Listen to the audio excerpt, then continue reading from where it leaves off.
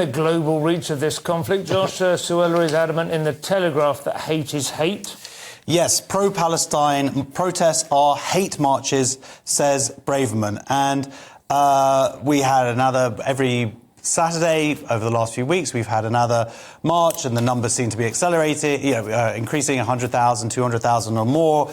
In London, I went through them this weekend myself. And yeah, friends of mine, Jewish friends, kids, parents who go to school with, it's like they're afraid of going into town on the weekend, seeing these people. I had a guy shout "Free Palestine" at me on the tube. I mean, that's not the end of the world or anything, but the point is that there shouldn't be an feeling of intimidation walking down the road, bunch of guys beeping their horns and whatnot in central London.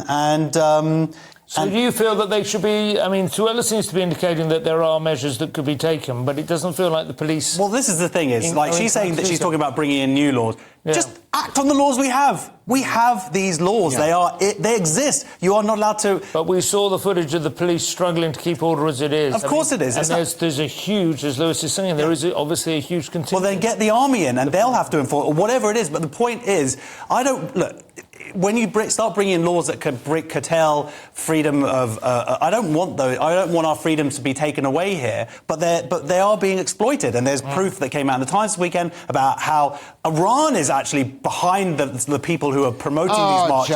Josh, that's so ridiculous. What do you mean that's so ridiculous? Did you not read the Times article this weekend?